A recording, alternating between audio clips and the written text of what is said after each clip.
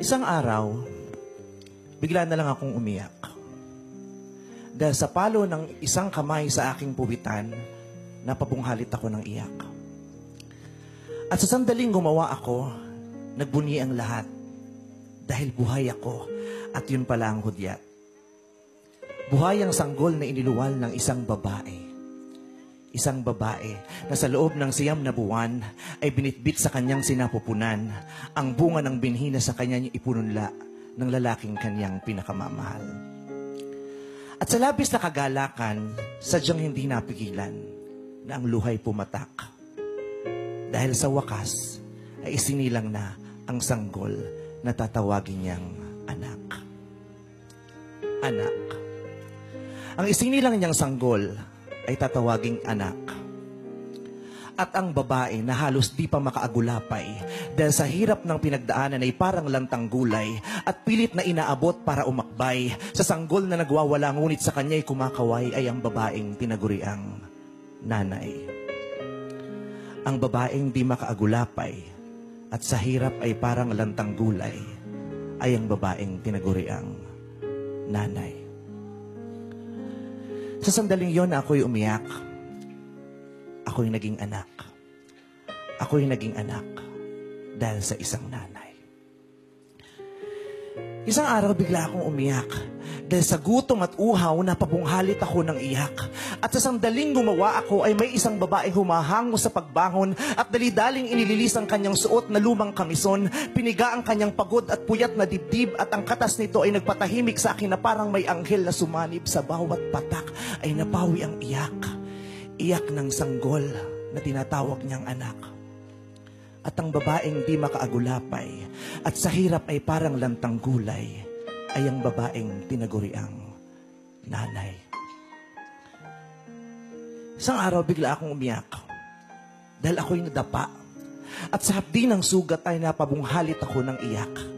At sa sandaling gumawa ako ay may isang babaeng napasigaw. Di alintana ang sandamakmak niyang bitbit at tulad ng isang asong nakakita ng buto ay kumaripas sa pagtakbo para ako'y ibangon mula sa lupang kinasusubsuban ko. Nang ako'y kanyang naitayo, ay pinagpag niya ang nadungisan kong damit. Kitang-kita sa kanyang mata ang labis na pag-alala at niyakap niya ako ng mahigpit.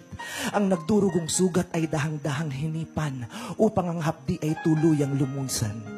Sa bawat ihip ay napawi ang iyak. Iyak ng bata na tinatawag niyang anak. At ang babaeng di makaagulapay at sa hirap ay parang lantang gulay ay ang babaeng tinaguriang nanay. Isang araw, bigla naman akong naiyak. Dahil Christmas party mamaya, at wala akong pang-exchange gift at sa takot kong mapahiya at tuksuhin ng mga kaklase na pabunghalit ako ng iyak. At sa sandaling gumawa ako ay may isang babaeng aligaga. Nagmamadaling lumabas sa pinto na ang hawakan ay sira, tuliro, taranta, pawisan, balisa. Sa paghahanap ng Bombay na mauutangan ay di magkandaugaga. Kaliwat kanan ng katok sa mga kapitbahay na maaaring hiraman, mistulang pulube, nagkalat sa lansangan. Walang halaga ang kanyang kahihiyan, basta ang paslik na mahal ay mapagbigyan. Matapos ang ilang oras ay nagbalik siya. Hulas, hingal, ngunit may kahon na may makulay na balot siyang daladala. Sa sandaling mahawakan ko ang kahon, sa isang iglap ay napawi ang iyak. Iyak ng bata na tinatawag niyang anak. At ang babaeng di makaagulapay at sa hirap ay parang lantang gulay ay ang babaeng tinaguriang nanay. Isang araw bigla akong umiyak dahil sa lungkot. Sapagkat ang babae ay aalis. Pupunta sa malayo. Kaya napabunghalit ako ng iyak. Sa sandaling gumawa ako, ang sasakyan niya ay unti-unti nang lumipad at tinangay ng hangin. Hanggang sa paliit na lang siya ng paliit at sa himpapawid ay tuluyan na naglaho sa aking paningin. Lumipas ang ilang buwan at may natanggap akong isang malaking kahon Punong-puno, ang daming laman. Kahit Marso pa lang pakiramdam ko ay bagong taon. Ang daming dilata, may corned beef na disuse, may lotion, may sabon, may tsokolating, may mani, may kape, may spam, may t-shirt at rubber shoes na puti. May mga tuwalya, may mga kumot, basta ang dami, samot-sari, sandamakmak sa unang bagsak. Sa sobrang saya, para kung asong nauulol, natataranta, nagtatatalon, naglalaway at nabubulol. At sa sandaling labis-labis ang aking ligaya at halos mapunit ang bibig ko sa saya, ay may isang babaeng pagod, gutom, at sa gitna ng ginawa ay nag-iisa. Nanlalambot, ngunit nagtitigas-tigasan. Nanghihina, ngunit naglalakas-lakasan. Nagtitiis, namamanhid. Huwag lang marinig ang iyak. Iyak ng batang tinatawag niyang anak. At ang babaeng hindi makaagulapay at sa hirap ay parang lantang gulay, ay ang babaeng tinaguri ang nanay.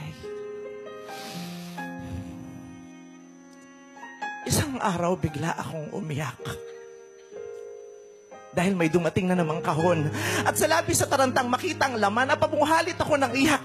Sa sandaling tumambad sa akin ang laman, di ako nakangawa. Daig pa ang piping sa isang iglap ay di makasalita. Huminto ang mundo, dumilim ang paligid, pati hangin ay nawala. Di makapaniwalang ang laman ng kahon ay ang babaeng sa akin ay gumawa. Ang dating sa hirap at halos di makaagulapay ay tuluyan nang nawala ng buhay. Ang dating sa pagod ay parang lantang gulay ay tuluyan nang humimlay. Wala na. Wala na. Wala na ang babaeng tinaguri ang nanay. Matutuyo ang ilog pero di ang mga mata ko. Daig pa ang dagat sa agos ng luha ko. Malilibing ang pumanaw pero hindi ang sakit ng puso kong nabiyak. Titila ang ulan pero hindi ang aking pag-iyak. Iyak ng sanggol na tinatawag mong anak.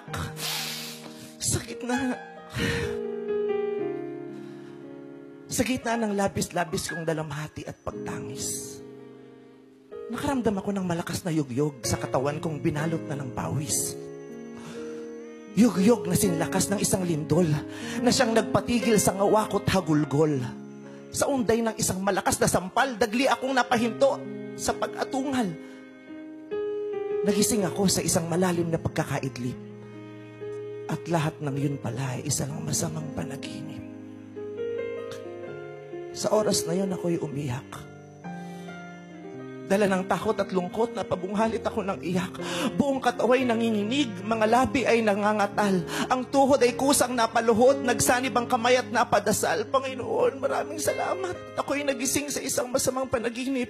Dahil kailanman ang pagpanaw ng aking inay, di ko kakayanin ng aking puso at isip. Panginoon, wala na akong ibang hiling pa, kundi ang mabigyan ng pagkakataon upang mahalin siya at makapiling ng mas mahaba pang panahon. At isinusumpa ko, nanay, mamahalin kita ngayon na parang ang bukas ay mawawala na. Paulit-ulit kitang hahalikan kahit ang labis ay mapudpud pa. Di ko malilimot ang hawak mo sa mga kamay ko noong ako'y isang paslit. Kaya't yayakapin kita at yayakapin kita ng ubod higpit. Mamabutihin ko na ngayon pa lang ay madurog na ang aking dibdib sa higpit ng yakap ko sa iyo, kaysa madurog ito sa sakit ng paglisan mo. Ito ang panalangin kasabay ng pag-iyak. Iyak ng pangamba ng nagmamahal na anak. Sa isang babae na sa pagsubok ay halos hindi makaagulapay. At sa hirap ay parang lantang gulay. Ang babae na aking pinakamamahal. Ang babae na tinatawag kong nanay.